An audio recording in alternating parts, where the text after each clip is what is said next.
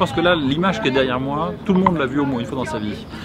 Mais pas forcément d'ici, et là c'est un des plus beaux points de vue sur la vieille ville de Jérusalem. En fait, on est sur le toit d'un hospice autrichien. Il y a des établissements européens qui ont été construits dans la vieille ville ou juste aux abords de la vieille ville fin 19e, et celui-ci c'est un des plus spectaculaires. C'est un grand hospice dédié, à l'origine en tout cas, à des pèlerins autrichiens, austro-hongrois, et ça permet effectivement d'avoir une vue rayonnante sur l'ensemble de la vieille ville.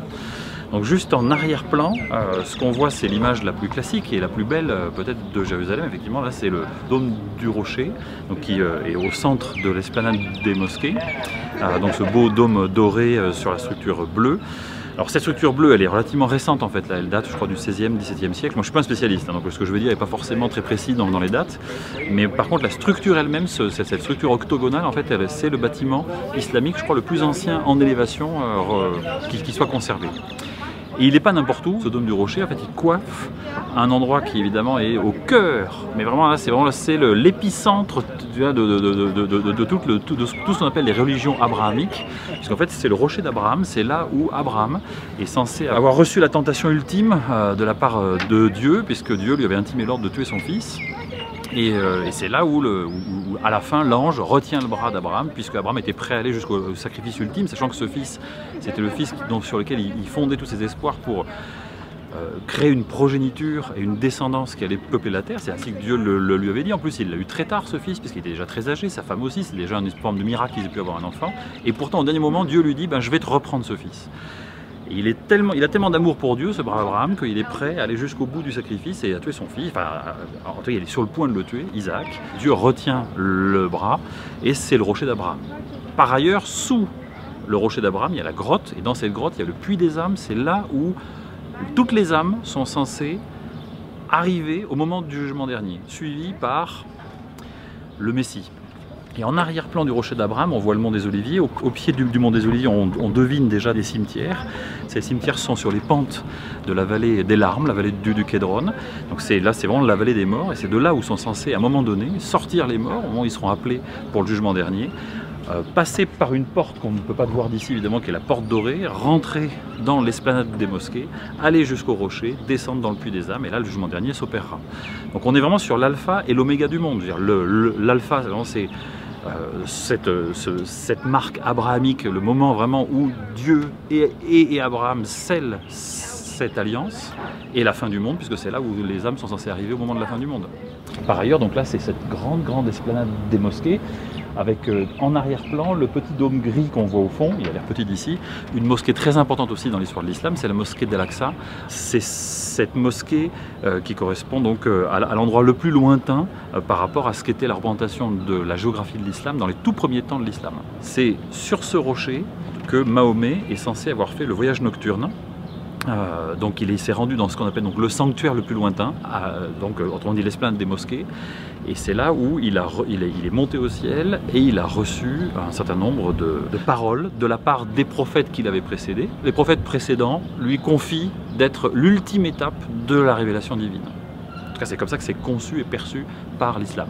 Si on fait un petit tour, si on fait un petit tour par là, on voit deux autres dômes gris. Alors ces dômes-là correspondent cette fois-ci à un édifice qui coiffe un autre rocher, c'est le rocher du Golgotha.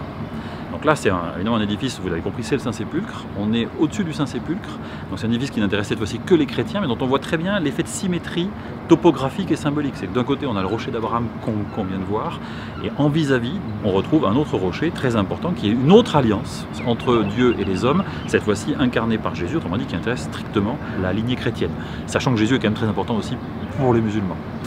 Le Saint-Sépulcre lui-même, il est exactement à l'aplomb de cette coupole qui est la plus grosse des deux coupoles, celle qui est en arrière-plan, tandis que la première des deux coupoles, celle la plus proche de nous, en fait, elle est au-dessus du cœur de l'église construite par les croisés au XIIe siècle, lorsqu'ils ont repris la ville aux musulmans, parce qu'ils ont pris la ville aux musulmans, ils ne l'avaient jamais eu avant, hein. Et grosso modo, on est vraiment très proche, je dirais, de la zone où se trouve le Golgotha.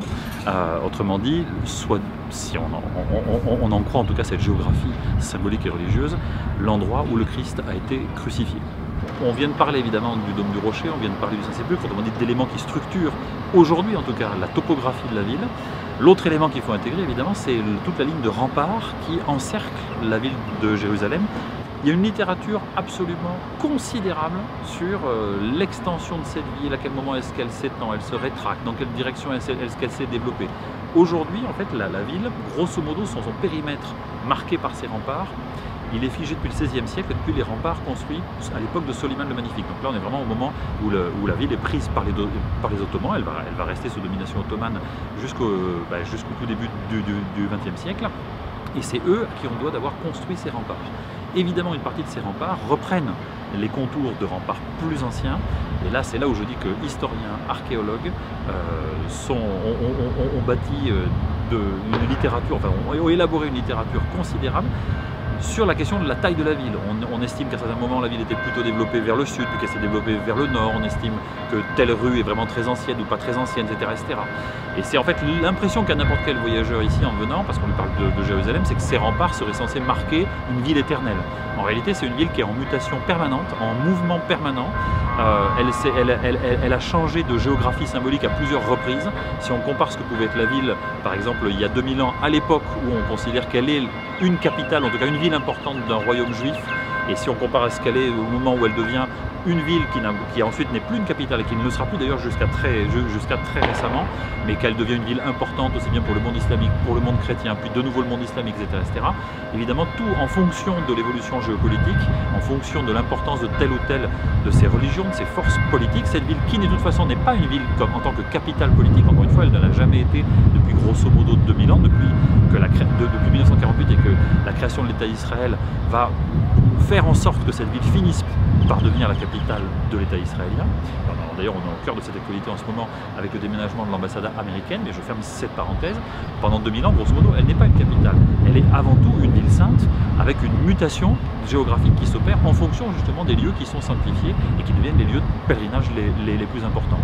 Pour revenir en disant que les pèlerins aujourd'hui arrivent dans cette ville en pensant qu'ils sont dans une topographie figée, et rien n'est plus faux, cette ville n'a cessé de se transformer en profondeur dans sa géographie. Dans cette ville, aujourd'hui en tout cas, et c'est relativement récent, il y a des quartiers distincts qui ont été progressivement structurés. Grosso modo, il y a toute une partie de la ville, celle qui est derrière toi en particulier, celle qui est devant nous là, à nos pieds, qui correspond au quartier arabe de la ville. Si on fait un petit mouvement en direction du Saint-Sépulcre, là en revanche, on désigne des quartiers qui sont des quartiers chrétiens. Les quartiers chrétiens ne se limitent pas à ça, puisque si on retourne un petit peu cette fois-ci vers le sud-ouest, on a les quartiers arméniens, avec notamment la grande cathédrale Saint-Jacques. Et derrière le quartier arménien, en arrière-plan, on a le quartier juif tel qu'il est aujourd'hui, à peu près périmétré.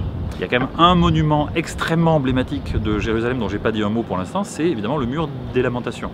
Donc ce mur des Lamentations qui est l'autre grand lieu saint, évidemment, parce que lui il est dédié cette fois-ci strictement aux Juifs, et donc c'est au pied de ces maisons que s'ouvre un tronçon en fait de l'ancien mur d'enceinte de l'esplanade, non pas des mosquées mais du temple, c'est-à-dire l'esplanade telle qu'elle avait été conçue, associée à Hérode il y a à peu près 2000 ans, qui depuis au moins le Moyen-Âge d'ailleurs est un lieu de pèlerinage pour les Juifs et qui là a été évidemment mis en valeur depuis donc une cinquantaine d'années pour être un des lieux saints, peut-être le lieu saint le plus important évidemment du judaïsme. Lorsque les troupes israéliennes ont pris la vieille ville aux Jordaniens, donc en 1967, en juin 1967, ce quartier qui donc a été rasé de manière à aménager un passage, et plus qu'un passage, une mise en valeur du mur des Lamentations.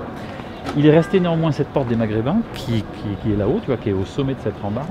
Alors cette rambarde en l'occurrence, c'est le seul point de passage pour les visiteurs de l'esplanade des mosquées non musulmans. Il y a beaucoup d'autres portes qui là sont réservées aux musulmans. Celle-là, elle est empruntée par les non-musulmans. Et donc quand on est à cette porte, on est de plein pied sur l'esplanade des mosquées, avec évidemment à droite, tout à fait au sud, et qui regarde vers le sud, la mosquée d'Al-Aqsa, dont on voyait aussi le dôme gris quand on était sur le toit de l'hospice autrichien, et évidemment le dôme doré du dôme du rocher qu'on voyait aussi ô combien lorsqu'on était là-haut. La ville de Jérusalem, elle est encadrée par deux vallées, donc la vallée du Kédron ici et la vallée de la Géhenne ici, comme ça, qui finissent par se rejoindre mais un peu plus au sud par rapport à la carte telle qu'on la voit. La ville elle-même en fait étant partagée également par un talweg, un wadi, d'où la rue El Ouad qui correspond donc à un des deux quarts d'eau. Elle est en topographie très complexe. On a des points hauts ici, on a des points hauts là, on a un point haut là, et entre les deux, on a plusieurs incisions, et notamment cette grande incision du talweg correspond aujourd'hui à la rue El Ouad.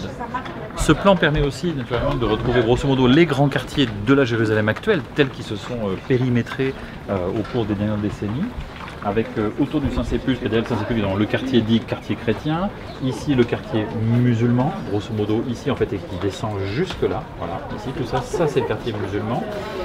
Le quartier juif qui est devant nous, ici là, nous on est vraiment au cœur du quartier juif d'ailleurs, et en arrière du quartier juif, entre la porte de Jaffa et la porte de Sion, le quartier arménien.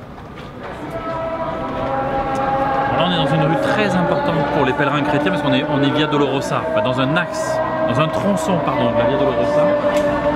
Donc, et cette rue qui a été créée, on va dire au Moyen-Âge pour incarner le lieu en tout cas le trajet par lequel le Christ est passé de sa prison à sa passion. Et au milieu de cette rue se trouve un arc très important aussi qui est l'arc de Lecce Homo, qui rentre dans cette topographie chrétienne de la ville, mais qui par ailleurs sur un plan archéologique est très intéressant parce que c'est un arc romain. Quand on cherche les traces de la Jérusalem romaine qui sont assez discrètes dans le paysage de Jérusalem et qui pointent un peu partout et qui structurent en fait beaucoup plus qu'on pourrait penser la topographie de la ville, on pense notamment à cet arc de Lecce Homo. C'est la rue El Ouad. El Ouad, c'est El Wadi, on comprend tout à fait le sens de ce mot, le Wadi. En fait, c'est qu'on est vraiment sur un ancien Wadi, donc un ancien Talweg, qui traverse toute la vieille ville de Jérusalem, du nord qui est derrière toi, vers le sud qui est droit devant nous. Et en l'occurrence, ce trajet qui est le fond du Wadi reprend grosso modo, si tu veux, le tracé d'une des rues romaines. On parle du Cardo oriental, il y a des traces effectivement archéologiques qui montrent que c'est bien le Cardo oriental. Droit devant nous, là, au bout de cette montée se trouve la porte de Damas.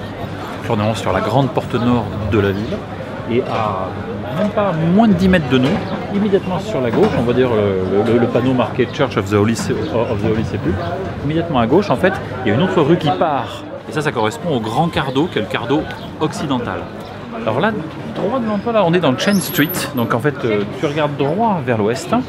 Si on partait tout droit par là, avec une petite chicane, on arrive à la porte de Jaffa. Et derrière toi, on arrive à l'esplanade des mosquées par la porte de la Chaîne. Une chose dont on n'a pas beaucoup parlé, dans la vieille ville, c'est les nombreux et splendides palais mamelouks. Donc là, on est dans des bâtiments construits au 14e, 15e siècle. C'est la bibliothèque Khalidi, qui contient une des plus belles collections de manuscrits médiévaux. Ça commence au médiéval, ça se finit à l'époque moderne, arabe, et pas seulement arabe, persan, etc. Bibliothèque privée de la vieille ville, gérée depuis plusieurs décennies par la famille Khalidi. Là, on a les traces d'une rue à péristyle qui correspond à l'emplacement d'un des cardos, en l'occurrence le principal cardo, celui qu'on appelle le cardo occidental, et qui aujourd'hui encore dans la topographie de la ville se retrouve à travers un certain nombre de rues qui sont grosso modo celles qui est devant nous, en grosso modo les parallèles, légèrement surélevées à l'axe de ce cardo occidental. Donc là on est sur une des grandes portes, une des principales portes de Jérusalem, la porte de Damas, la porte qui regarde vers le nord. C'est aussi d'un point de vue de l'histoire de la ville, c'est un des points je dirais sur lesquels on peut s'accrocher pour essayer de fabriquer une histoire qui soit sur la longue durée. Puisque la partie basse de cette porte de Damas, on retrouve le niveau antique, le niveau romain. Cette porte-là, de manière à peu près certaine, elle fait partie des portes qui ont été construites par Hadrien vers 130, si je ne dis pas de bêtises, au moment où après que la ville ait été censément détruite, à peu près 50 ans avant par Titus, la ville est reconstruite par Hadrien, elle va prendre un autre nom, elle s'appellera Aelia. En l'occurrence, on est sur une porte antique. Au-dessus de cette porte antique, on a toute la muraille qui se développe et qui raconte en revanche les différents étages de murailles qui ont pu être élaborés à cet endroit-là depuis, avec certainement notamment des étages mamelouks et tout à fait au sommet les créneaux qui sont plutôt de style ottoman. Donc là on est vraiment sur l'état final, c'est la muraille de Soliman, mais en dessous de la muraille de Soliman, on a différents étages de murailles plus anciennes, notamment la muraille mamelouk. On n'est pas non plus très loin, sans aucun doute, là, du tracé pour le coup à cet endroit-là de la muraille telle qu'ont pu les connaître les Francs lorsqu'ils sont arrivés ici à la toute fin du XIe siècle pour se saisir de la ville. Et cette porte aujourd'hui, en tout cas, elle est très importante d'un point de vue géopolitique, puisque c'est la porte qui ouvre sur le quartier arabe de Jérusalem, de la vieille ville. Et derrière nous, en fait, là, on est dans la partie jérusalemaise, on est dans la Jérusalem arabe, et notamment juste derrière toi, on a le grand axe de la rue Salahadin, qui est une des rues principales de Jérusalem Est.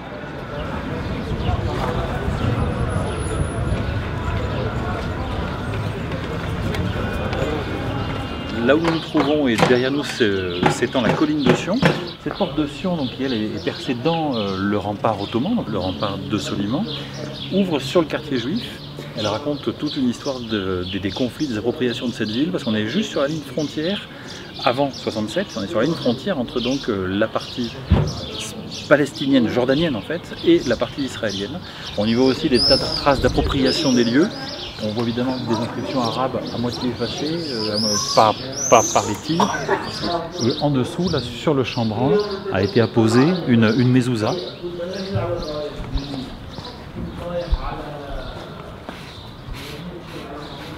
Autrement dit, cette représentation de fragments de rouleaux de la Torah posés sur le chambranle des portes juives et qui matérialise un rituel important d'appropriation de la ville à travers ce rituel juif.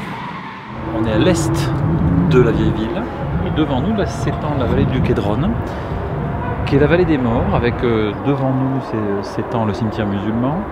Au fond de la vallée, juste devant, là c'est un cimetière chrétien, en l'occurrence je crois grec, et juste derrière, bien sûr, sur les pentes du mont des Oliviers, une partie du cimetière juif. C'est un lieu, bon, alors, évidemment, qui est très, vous voyez, on en voit toute la charge symbolique, ne serait-ce qu'à travers tous les cimetières qui sont ici, parce qu'il se trouve qu'on est au plus près du mont du Temple. Pour les juifs, on est au plus près évidemment de l'esplanade des mosquées pour les musulmans, et devant nous la porte dorée. Cette porte dorée est la porte par laquelle est censé rentrer le Messie à la fin des temps, et avec lui toutes les âmes. Donc on comprend maintenant toute l'importance d'être inhumé à cet endroit-là pour aller rejoindre le puits des âmes sous le rocher d'Abraham.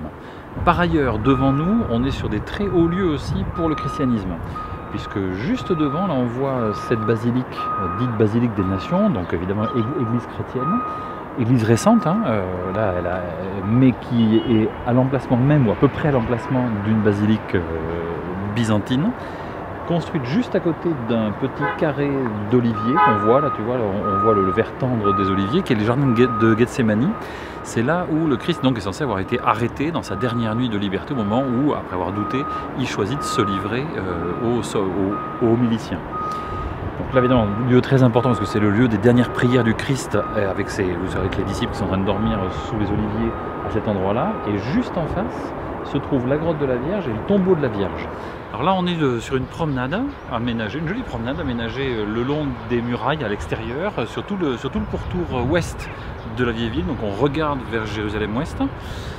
Ça donne l'occasion de voir ces murailles posées sur le rocher. Là, tu vois bien tout le bedrock devant nous, entamé par des carrières. Plus bas, on va retrouver aussi des tombes. Donc les murailles, encore une fois, là, dans leur état actuel, murailles du 16e et 7e, murailles de Soliman.